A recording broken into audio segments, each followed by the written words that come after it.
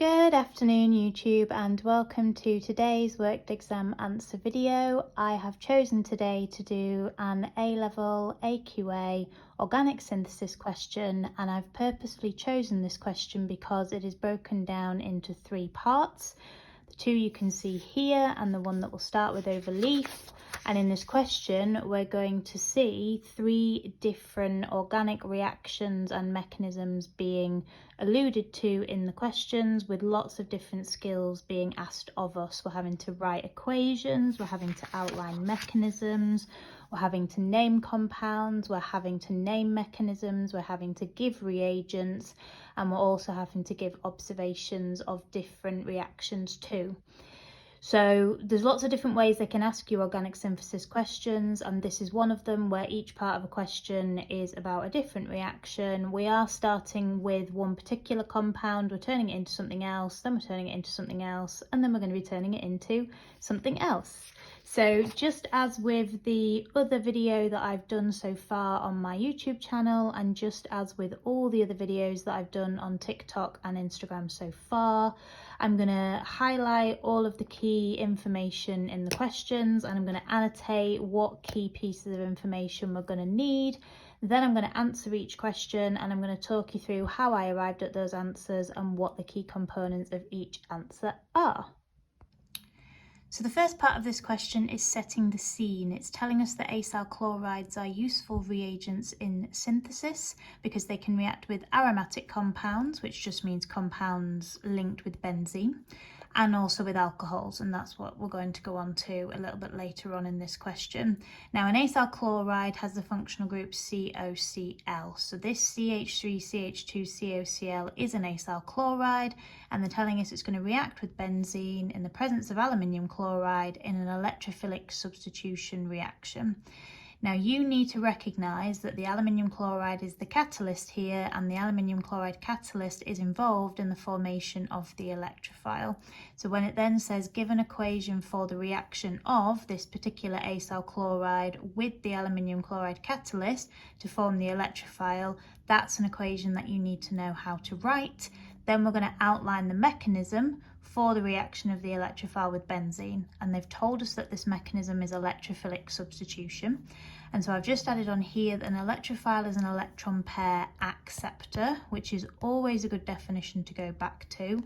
And substitution, benzene doesn't like to undergo addition because addition reactions would break this ring of delocalized electrons, which brings about benzene stability.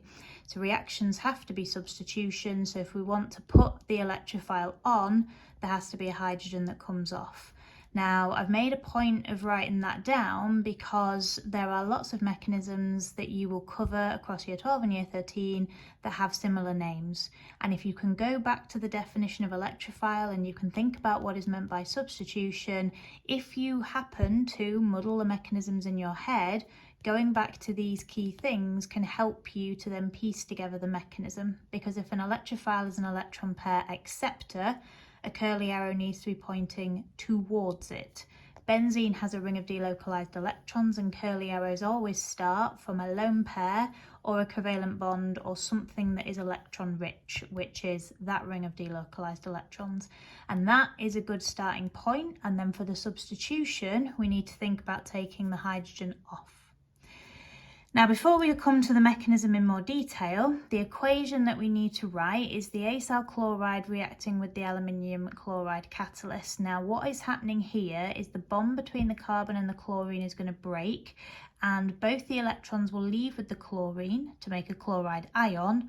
That then reacts with the AlCl3 to make AlCl4-. Now, because this is a catalyst, this needs to be reformed at the end of the reaction, and what happens there is the aluminium chloride negatively charged AlCl4 that is made will react with the H that comes off in the mechanism to reform the AlCl3 and hydrochloric acid, or hydrogen chloride rather. And then this is what the electrophile is. So if we are removing the chlorine and the chlorine is taking both electrons from the carbon-chlorine bond, the carbon will be electron deficient, so it has a positive charge. And this is our electrophile. This is going to accept a pair of electrons from the benzene ring, which in our mechanism is shown here with the curly arrow from very clearly from the ring, very clearly pointing at the carbon. That then tells me that the ring is going to give up electrons so that one of these carbons is going to form a bond with this carbon here. Now, because there is nothing else on this benzene ring, I can put this electrophile anywhere. So I've chosen to substitute it onto this carbon here, but I could have chosen in this example any carbon I wanted to. If I'd have had something else up here, I'd have had to have considered which carbon to put it on, or if they'd have told me what the product of this reaction was and there was another substituent group on here, I'd have to make sure I added the electrophile into the right place. But here it doesn't matter. So once the ring is temporarily broken, and this is only a temporary measure because benzene does not want its ring of delocalized electrons to be broken, we have something that looks like this. So this is our intermediate, and an intermediate doesn't survive for very long, and benzene doesn't want to survive for very long with this broken ring. So we call this the horseshoe. Now the horseshoe must never extend past the two adjacent carbons to where the electrophile has been substituted on. So please take care with that, and please make sure you put your positive charge in there as well to show that the ring of electrons is now deficient. But we've got to replenish that ring. So the hydrogen that is on the same carbon as where you've put the electrophile needs to be drawn, so the bond between the carbon and the hydrogen can be broken and those electrons can return into the ring. Now, as in any mechanism, if there is only one possible product and it hasn't specified for you to draw the product, you don't need to draw the product. So I haven't drawn the product here. You run the risk of drawing the product wrong and then losing marks unnecessarily. So I've stopped my mechanism there. And that will be my final answer to this question. So as with all mechanisms, precision is really important. So get your curly arrows starting at the bond, at the ring, pointing to where they need to be, the carbon, the positive charge somewhere inside of that ring. And yeah, that's part one. Okay, so the second part of this question is looking at the organic product formed in question 7.1. So the first thing that I did before I read any further is I just drew the organic product from the previous question. This organic product is then going to be converted into the alcohol that is shown. Now, when it says organic product, it has to contain carbon. So the other possible product in the previous reaction was the hydrogen chloride. Now that's not what it's interested in here. It wants us to be thinking about this, which is a ketone, and how we can turn this into this particular alcohol. So one of the things we've been asked to do is name the alcohol. We've also then been asked to give the reagent needed for this conversion and to name the mechanism. So again, I've identified this as a ketone because the carbon double bond oxygen is in the middle of our chain, it's not on the end, and this is an alcohol. And what you need to get good at for organic chemistry is going, oh, ketone to alcohol, that means the mechanism is, and it needs to come quite quickly to mind. And that mechanism is nucleophilic addition. And if you've got a C double bond O, it's going to be a nucleophilic reaction because the carbon of the C double bond O is delta positive, the oxygen is delta negative. That can therefore be attacked by a nucleophile because the nucleophile will have a lone pair of electrons which are negatively charged, and this carbon will be partially positive. So if you've got a C double bond O, it's always going to be nucleophilic something. This is addition because we add the H- nucleophile onto the structure, and this double bond opens up and then remains permanently open as a single bond. To do nucleophilic addition from a ketone to an alcohol, we need NABH4 because it is this that provides the H- nucleophile for the reaction. And again, when you think nucleophilic addition, this should be another thing that springs to mind. We can do nucleophilic addition with a different nucleophile. We can use a cyanide nucleophile. That would come from either NaCN or KCN, but because we're going to an alcohol here, it needs to be NABH4. And I would never give the name for that. I would always give the formula. I believe the name of this is sodium tetrahydridoborate 3 in brackets, Roman numerals. Just give the formula. And then in terms of naming the alcohol, you can see that I've numbered my carbons 1, 2 and 3, and I've chose to number them 1, 2 and 3 because on carbon 1, which I've called carbon 1, we have an OH and we have this benzene ring, so it wouldn't be right for me to number them from right to left, the carbons, because that's not going to give me the lowest numbers in the name. Now it's got 3 carbons, so it's going to be based on prop. It's an alcohol, so it's going to end in ol. The OH is on carbon 1, so propan 1-ol. And then when we need to put this as a prefix, we use phenyl. And that phenyl, the benzene ring, is also on carbon 1, so 1-phenyl propan 1-ol for the name of my alcohol. And for the final part of this question, we're taking the alcohol that they gave us the structure of in 7.2 and we're reacting that with ethanol chloride. So I wrote the structural formula of that there, and we're going to form an ester in the process. Now for this question, we've got 3 things to do. We've got to describe what would be observed when the alcohol reacts with ethanol chloride. We've got to name the mechanism for the reaction to form the ester, and then we've got to draw the structure of the ester. Now again, the first thing that I picked up on here was naming the mechanism. So we need to, again, like with question 7.2, recognise that if we're starting with an acyl chloride and we're going to an ester, that this is going to be nucleophilic addition elimination. The other clue is that the alcohol will be acting as the nucleophile because the O of the OH group will have a lone pair. Well, it'll have 2 lone pairs, but it has a lone pair that enables it to act as a nucleophile, so we're going to get nucleophilic addition elimination. Again, we've got a carbonyl group, a C double bond O, so that would suggest a nucleophile is going to be involved.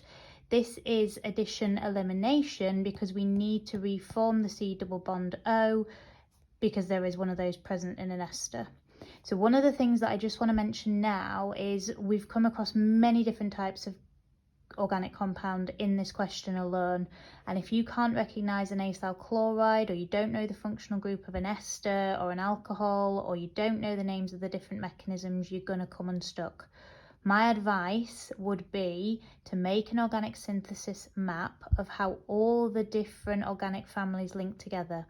There's one for the year 12 content on my Instagram and on my TikTok, and if you get in contact with me in the comments or via my other social media platforms, I've been more than happy to help you to do one for all of the year 12 and year 13 reactions.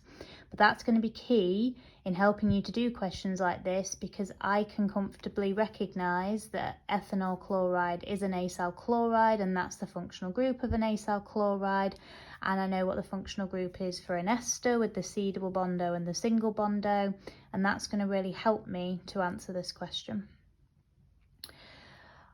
I left the observation till last, so I'm going to leave the observation till last again here, and I'm going to go on to the structure of the ester. Now ideally, you wouldn't need to write out the whole mechanism to work out the structure of the ester.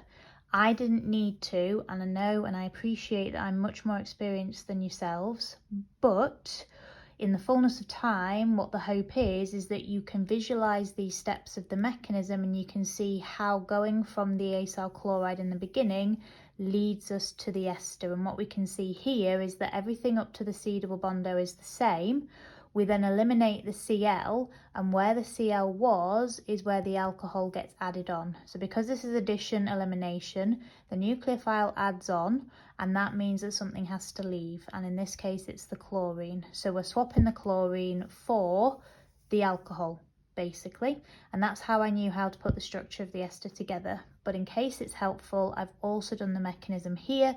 So the nucleophile attacks the delta positive carbon, the C double bond O temporarily breaks, but then in the second step reforms, which kicks off the chlorine, and then we also need to get rid of the H of the alcohol group because the O is now forming too many covalent bonds.